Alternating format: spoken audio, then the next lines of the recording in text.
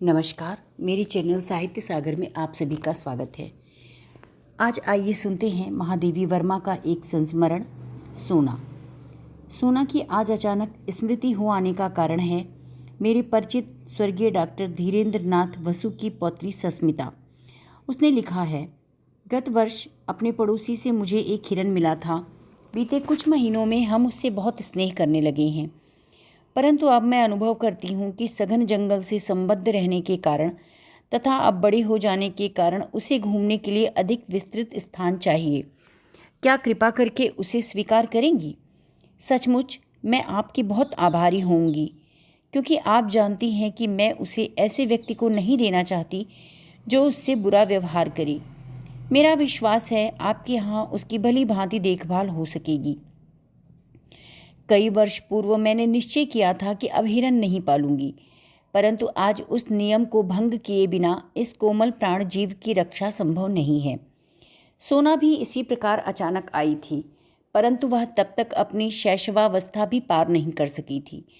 सुनहरे रंग के रेशमी लक्षों की गांठ के समान उसका कोमल लघु शरीर, छोटा सा मुंह और बड़ी बड़ी पानीदार आंखें। देखती थी तो लगता था अभी छलक पड़ेंगी। उनमें प्रसुप्त गति की बिजली की लहर आंखों में कौंध जाती थी। सब उसके सरल शिशु रूप से इतने प्रभावित हुए कि किसी चंपक वर्णा रूपसी के उपयुक्त सोना, सुवर्णा, स्वर्णलेखा आदि नाम उसके परिचय बन गए। परंतु उस बेचारे हरण शावक की कथा तो मिट्टी की ऐसी व्यथा कथा है जिसे मनुष्य की निष्ठुरता गढ़ती है। बेचारी सोना भी मनुष्य की इसी निष्ठुर मनोरंजन प्रियता के कारण अपने अरण्य परिवेश और स्वजाति से दूर मानव समाज में आ पड़ी थी। प्रशांत वनस्थली में जब अलस भाव से रोम मंथन करता हुआ मृग समूह शिकारियों की आहट से चौंक कर भागा, तब सोना की मां सद्य प्रसूता होने के कारण भागने में असमर्थ रही। सद्य जात मृग शिशु तो भाग नहीं सकता था, अतः मृगी माँ ने अपनी संतान को अपनी शरीर की ओट में सुरक्षित रखने के प्रयास में प्राण दिए। पता नहीं दया के कारण या कौतुक प्रियता के कारण शिकारी मृत हिरनी के साथ उसके रक्त से सने और ठंडे स्तनों से चिपके हुए शावक को जीवित उठा लाए। उनमें से किसी के परिवार की सदैव गृहिणी और बच्चों ने उसे पानी मिला दूध पिला पिलाकर 2-4 दिन जीवित रखा। सुस्मिता वसु के समान ही किसी बालिका को मेरा स्मरण हो आया और वह उस अनाथ शावक को मुमूर्ष अवस्था में मेरे पास ले आई। शावक अवांछित तो था ही, उसके बचने की आशा भी धूमिल थी, परंतु मैंने उसे स्वीकार कर लिया। स्निग्ध सुनहले रंग के कारण सब उसे सोना कहने लगे। दूध पिलाने की शीशी, ग्लूकोज, बकरी का दूध आदि सब कुछ एकत्र करके उसे पालने का कठिन अनुष्ठान आरंभ हुआ। उसका मुख इतना छोटा सा था कि उसमें शीशी का निप्पल समाता ही नहीं था। उस पर उसे पीना भी नहीं आता था। फिर धीरे धीरे उसे पीना ही नहीं, दूध की बोतल पहचानना भी आ गया। आंगन में कूदते फांदते हुए भी भक्तिन को बोतल साफ करते हुए देखकर वह दौड़ आती थी। भक्तिन महादेवी वर्मा की सहायिका थी और अपनी तरल चकित आंखों से उसे ऐसे देखने लगती मानो वह कोई सजीव मित्र हो। उसने रात में मेरी पलंग के पाए से सटकर बैठना सीख लिया था, पर वहाँ गंदा ना करने की आदत कुछ दिनों के अभ्यास से पड़ सकी।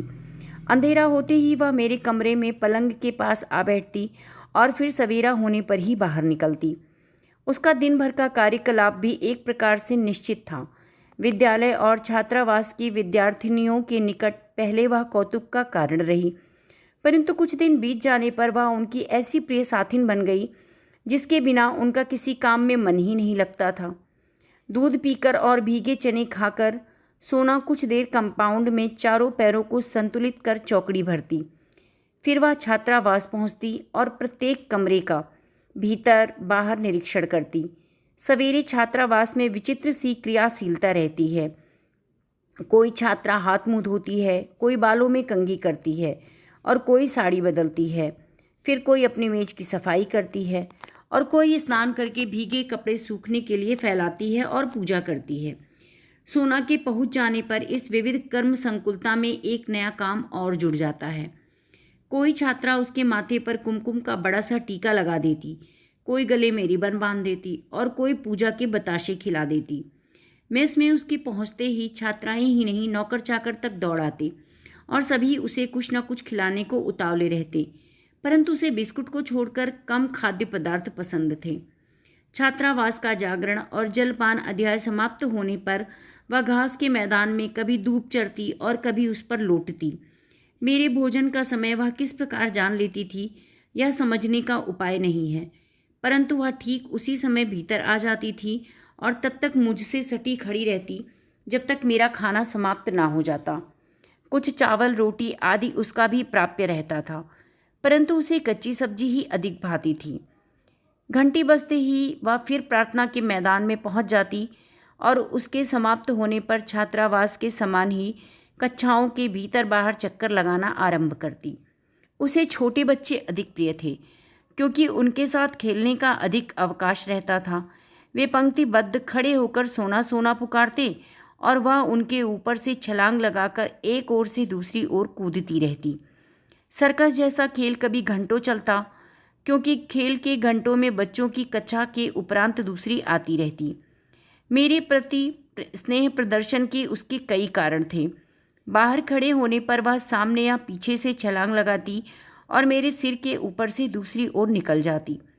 प्रायः देखने वालों को भय होता था कि उसके पैरों से मेरे सिर पर चोट न लगे, परंतु वह पैरों को इस प्रकार सिकोड़े रहती थी और मेरे सिर को इतनी ऊंचाई से लांघती थी कि चोट लगने की कोई संभावना ही नहीं रहती थी। भीतर आने पर वह मेरे पैरों से अपना शरीर रगड़ने लगती। मेरे बैठे रहने पर वह साड़ी का छोर मुंह में भर लेती और कभी पीछे चुपचाप खड़े होकर चोटी ही चबा डालती। डांटने पर वह अपनी बड़ी गोल और चकित आंखों में ऐसी अनिवर्चनीय जिज्ञासा भरकर एकटक देखने लगती कि हंसी ही आ जाती। कवि गुरु कालिदास ने अपने नाटक में मृगी, मृग, शावक आदि को इतना महत्व क्यों दिया है, यह हिरन पालने के उपरांत ही ज्ञात होता है। पालने पर वह पशु न रहकर ऐसा स्नेही संगी बन जाता है जो मनुष्य के एकांत शून्य को भर देता है, परंतु खींच उत्पन्न करने वाली जिज्ञासा से उसे बोझिल नहीं बनाता। यदि मनुष्य दूसरे मनुष्य से केवल नेत्रों से बात कर सकता तो बहुत से विवाद समाप्त हो जाते, परंतु प्रकृति को यह अभीष्ट नहीं रहा होगा।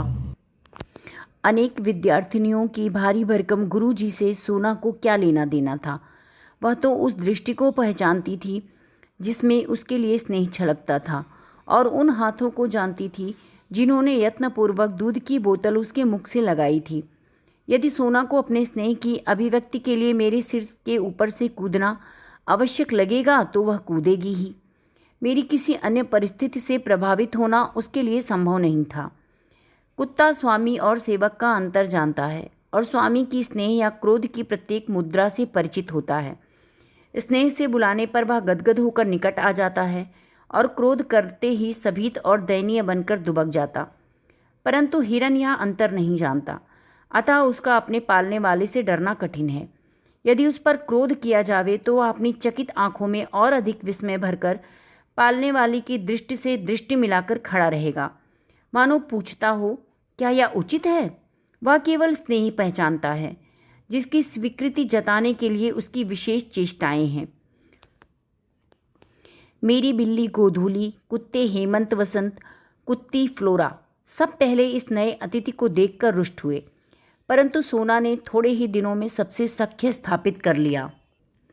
फिर तो वह घास पर लेट जाती और कुत्ते बिल्ली उस पर उछलते रहते, कोई कान खींचता कोई पैर, और जब वे इस खेल में तन्मय हो जाते तब वह अचानक चौकड़ी भरकर भागती और वे गिरते पड़ते उसके पीछे दौड़ लगाते। वर्ष भर का समय बीत जाने पर सोना हरिण शावक से हरिणी में परिवर्तित होने लगी। उसके शरीर के पीताभ रोएं ताम्रवर्णी झलक देने लगे, टांगे अधिक सुडौल और खुरों के कालेपन में चमक आ गई, ग्रीवा अधिक बंकिम और लचीली हो गई, पीठ में भराव वाला उतार चढ़ाव और स्निग्धता दिखाई देने लगी।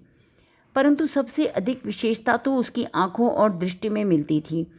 आंखों के चारों ओर खींची कज्जल कोर में नीले गोलक और दृष्टि ऐसे लगती थी मानो नीलम के बल्बों में उजली विद्युत का स्फुरण हो।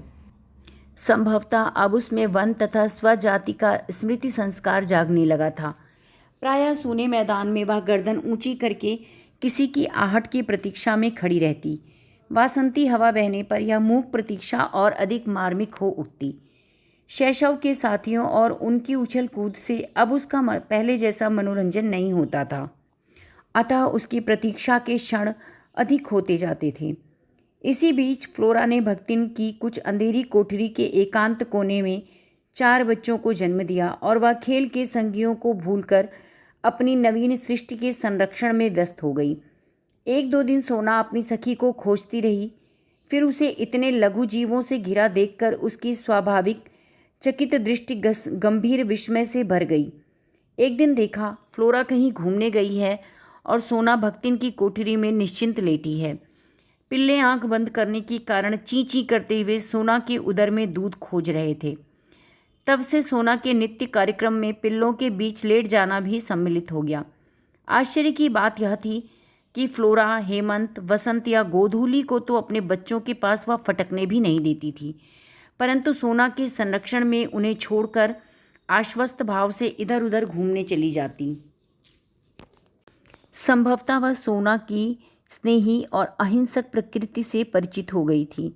पिल्लों के बड़े होने पर और उनकी आंखें खुल जाने पर सोना ने उन्हें भी अपने पीछे घूमने वाली सेना में सम्मिलित कर लिया और मानो इस वृद्धि के उपलक्ष्य में आनंदोत्सव मनाने के लिए अधिक देर तक मेरे सिर के आसपास आर पार चौकड़ी भरती रही।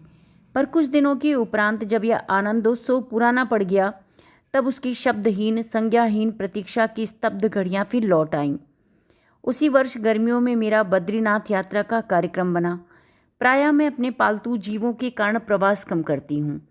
उनकी देखरेख के लिए सेवक रहने पर भी मैं उन्हें छोड़कर आश्वस्त नहीं हो पाती। भक्तिन, अमुरूप आदि तो साथ जाने वाले ही थे। पालतू जीवों में से मैंने फ्लोरा को साथ ले जाने का निश्चय किया, क्योंकि वह मेरे बिना रह नहीं सकती थी। होलडाल बिछाकर उसमें बिस्तर रखते ही अन्य मेरे पालतू जीव दौड़कर उस पर लेट जाते और भौंकने तथा क्रंदन की ध्वनियों के सम्मिलित स्वर में मुझे मानो उपालंभ देने लगते। यदि उन्हें बांध कर ना रखा जाता तो वे कार में घुसकर बैठ जाते या उसके पीछे पीछे दौड़कर स्टेशन तक जा पहुंचते, परंतु जब मैं चली जाती तब वे उदास भाव से मेरे लौटने की प्रतीक्षा करते। सोना की सहज चेतना में मेरी यात्रा जैसी स्थिति का बोध नहीं था, न प्रत्यावर्तन का। इसी से उसकी निराशा, जिज्ञासा और विस्मय का अनुमान मेरे लिए सहज था। पैदल आने जाने के निश्चय के कारण बद्रीनाथ की यात्रा में ग्रीष्मावकाश समाप्त हो गया। 2 जुलाई को लौटकर जब मैं बंगले के द्वार पर आ खड़ी हुई, तब बिछुड़े हुए पालतू जीवों में कोलाहल होने लगा। गोधूली कूदकर कंधे पर आ बैठी। हेमंत, वसंत मेरी चारों ओर परिक्रमा करके हर्ष की ध्वनियों में मेरा स्वागत करने लगे, पर मेरी दृष्टि सोना को खोजने लगी। क्यों वह अपना उल्लास व्यक्त करने के लिए मेरे सिर के ऊपर से छलांग नहीं लगाती? सोना कहाँ है पूछने पर माली आंखें पोंछने लगा और चपरासी चौकीदार एक दूसरे का मुख देखने लगे। वे लोग आने के साथ ही मुझे कोई दुखद समाचार नहीं देना चाहते थे, परंतु माली की भावुकता ने बिना बोले ही उसे दे डाला।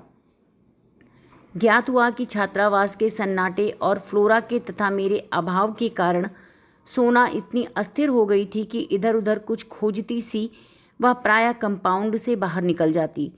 इतनी बड़ी हिरनी को पालने वाले तो कम थे, परंतु उससे खाद्य और स्वाद प्राप्त करने के इच्छुक व्यक्तियों का बाहुल्य था। इसी आशंका से माली ने उसे मैदान में एक लंबी रस्सी से बांधना आरंभ कर दिया था। एक दिन ना जाने किस स्तब्धता की स्थिति में बंधन की सीमा भूलकर बहुत ऊंचाई तक उछली और रस्सी के कारण मुख के बल धरती पर आ गिरी। वही उसकी अंतिम सांस और अंतिम उछाल थी।